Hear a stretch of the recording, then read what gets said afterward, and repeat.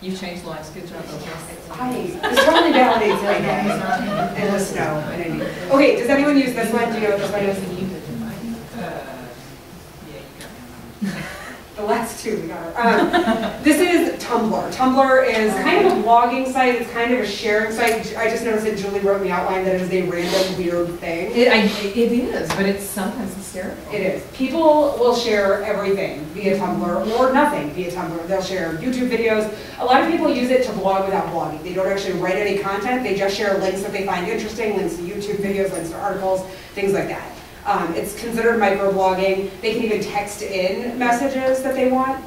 You can follow people, you can have people follow you, or you can make it private.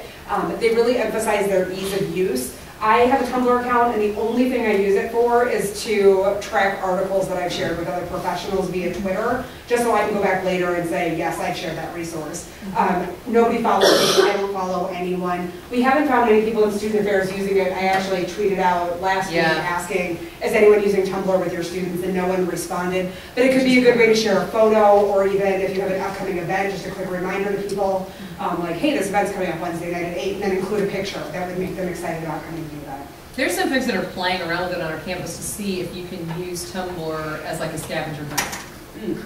Since you have the ability to text in, so could you send students out on a scavenger hunt, and then they would text into whatever the Tumblr account was, and you could track their progress that way, since you can put so many things up there. It's not just words. They can attach a picture. There they are in front of, in this case, maybe they're over in front of Rice Library, and that was part of the scavenger hunt. So, went to the other one. Sorry, I didn't know that's what that was going to do. Yeah. I was just going to zoom back out. So we reached the end of the highlighting different pieces of social media. Trying, because one of the things when David sent out the questions, there were several people who responded saying, we would just really like to know what these things are and what they do. So we wanted to make sure we went through all of that first before we started talking about social media plans. I know we're trying to also be respectful of time. We've got some folks that want to do hands-on stuff downstairs. We can probably cover this next part in about, what, 15 minutes, maybe? And then again, don't forget that we're going to email that resource out to you. So if folks are okay with staying there 15 minutes, we can wrap that up. If you need to go, we also want to be respectful of the fact that you may have appointments and things that you need to do. Is there anything else that we need to know about? Nope. We know the room downstairs. Everybody have the room number for the training downstairs? What is it? 43. 43 or 46? 43. 43. There you go. Okay. 43. Well, then we'll wrap this up here with these last few pieces, and then we'll head downstairs. So we're going to get into social media plans now. This is really how you start connecting these things together. Overview, what we're just really going to talk about. We talked so much about use of social media, I think. Touching on social media policies, the plans themselves, things to consider, challenges with social media, and then some resources, and then we'll do a quick question and discussion before we head downstairs. So with that, uses for social media, we really look at this in 4 stages. You really want to use social media plans in particular to connect with people, to inform them, to engage them, and to learn from them. And so all of the examples that we cited as we were moving through the different types of social media platforms out there, you can use those as tools to do this. And if you think of your different audiences, I think you can find a way that these will be important for all of those audiences. Students, faculty, staff, parents, community, each other in the office, it doesn't really matter.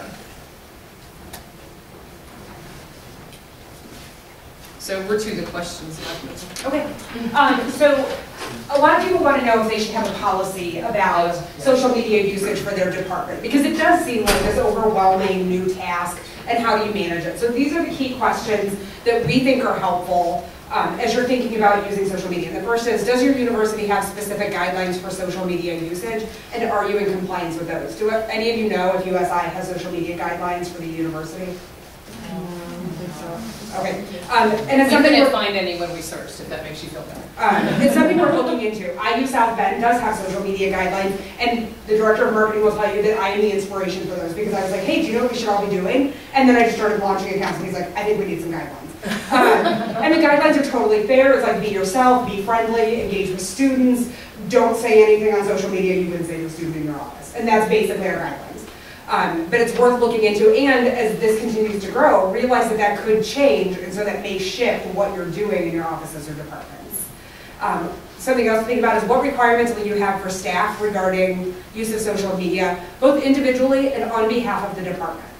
I would recommend not getting too into restricting what individuals are doing, particularly if it's their own account.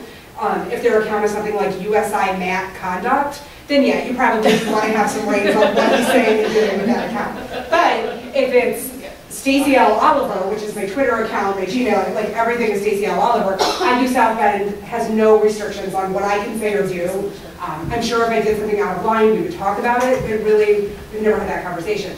On the other hand, what I do on behalf of the department, because we have an IUSB housing Twitter account, that's different. I do have some ownership of that account, but I also report to my supervisor and the director of marketing on what we're doing with that account and what we're doing with our Facebook account. So think about things like that, but also requirements in terms of minimum number of times they need to post. I manage a Twitter account for a professional organization, and the president of that organization has asked that I tweet no fewer than 3 times per week. This is not an issue if you know me, but it was just a standard of we want people to feel engaged and know that we are continuously part of this conversation. So those are some things to think about there. And then what are the consequences for violating the policy? Because you do want to know down the road what will happen if someone's violating your social media policy before you get to that point. You don't want it to have to be a panic, oh my gosh, we never thought this was going to happen. You should have a clear plan for what's going to happen if someone violates your expectations. Well, and also what constitutes a violation. So if you have something where you have students that are going online and they're commenting, like Facebook pages, a lot of people in here said you had them. And you got your status up there, and you know on Facebook people can go back and they can comment on those things. Well, what happens if a student puts something up there that technically might be a violation of your social media policy or of a different university policy, and what are the expectations on how you handle that? And so these are the key questions we found for actually creating your social media plan. And this speaks to how do I manage all of this. And the first is, what forms of social media does your department use in an official capacity? So really defining where you're going to start and what you're going to use. Start small. If you have a Facebook page, stick with that. Maybe start adding YouTube videos as you see a need for it, and creating a YouTube channel. But don't jump wholly into the pool all at once. It's so much easier to manage piece by piece and finding a need to start using them. What forms of social media does your department want to use in an official capacity? In the grand scheme of things, what would you love to be doing? I would love to be using GoToMeetings for more of my RA ongoing training things. It's just not feasible right now for us. We are a department of 2 people plus 8 RAs. So it's just not something that any of us have the time to do. But think your pie in the sky dreams about how you want to use things. What's the focus of the accounts and social media platforms? Think about whether you want them to be informative, marketing, branding, educating, just so you have some idea why you're going into this and what you're hoping to get out of it. Which staff members will have administrator access to departmental social media? This is a huge conversation that needs to happen at the onset. If you have too many people updating statuses and updating social media, it becomes a very crowded conversation because everyone wants their message to go out. I actually just did an interview with someone at Oregon State University. They have 7 people updating their Facebook status. Students aren't getting the message because the message is lost in the message. There's just too many things going on there. It's dining services, residence life, housing. Everyone's competing for space on that Facebook page. But you also don't want too few people as administrators. Right now, I'm the only administrator of our Facebook page, and while that works for a very small department, I'm out of the office for the next 5 days. There's no one updating our Facebook page. I'm legally not allowed to update our Facebook page today because I'm technically moonlighting right now. Long story. But I can't update our Facebook status today, so it's just not getting updated now.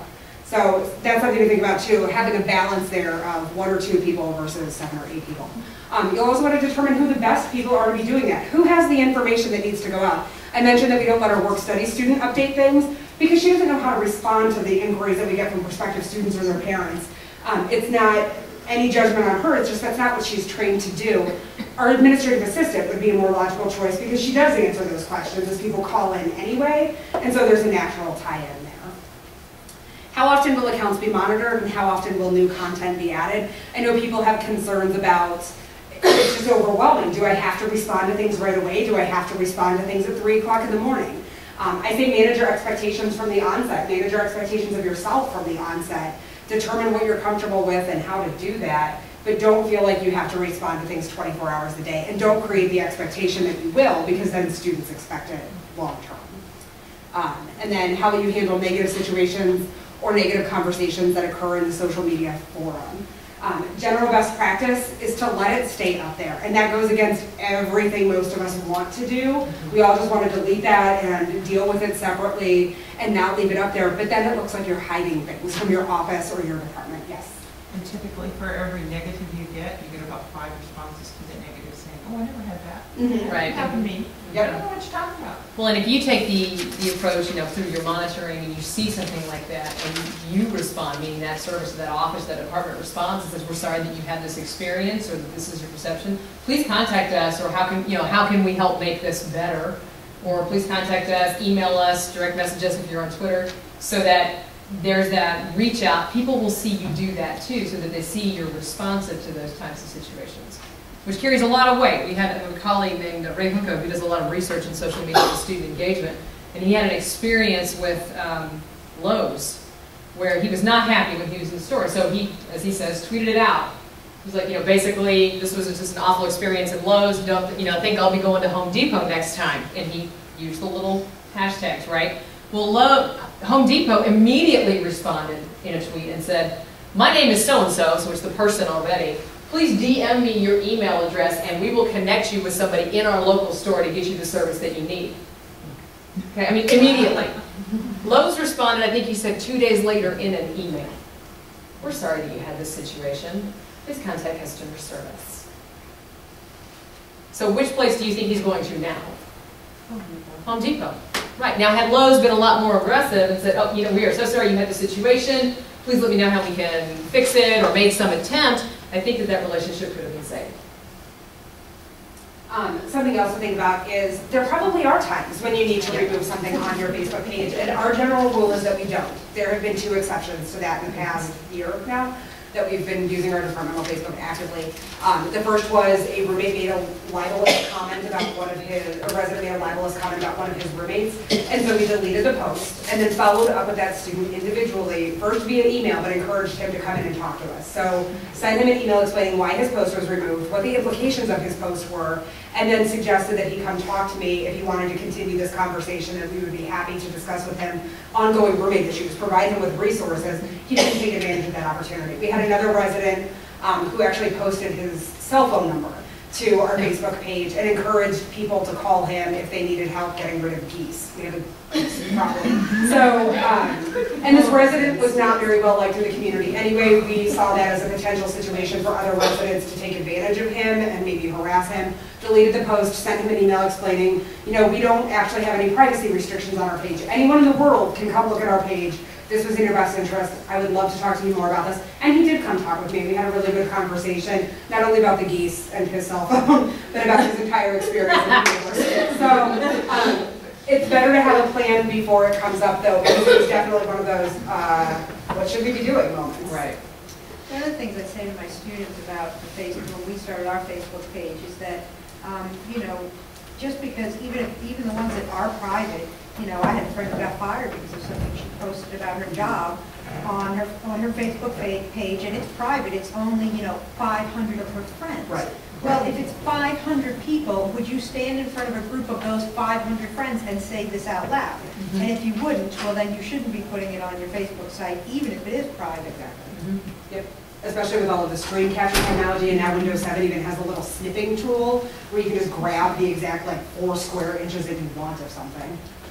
They say with digital media and everything that if you put it out there, it's out there for life. Mm-hmm. Yeah. I don't care if you put it on your page, somebody's copied it, taken it, put it on their page, and forget it. Now it's gone. Yeah. And actually, all tweets are archived in the Library of Congress, so that's something to think about as you're tweeting. I don't need them to know what I ate for breakfast this morning, so I don't tweet those things. I didn't need to know that at all, meaning the whole that it's cataloged in the Library of Congress. Well, even here at USI, we had to let somebody go, and she erased her whole email account before she left. And there was emails from students, and then HR got worried. Why did she erase it? Well, did she send something dangerous to the university, whatever, sabotaging something? And so they called the computer people, and they said, oh, we have a backup from yesterday. Oh, yeah. They back it up every single day. Backups, It one didn't even backups, take one long. All of a backups. sudden, it was all there again. Amazing. Yeah.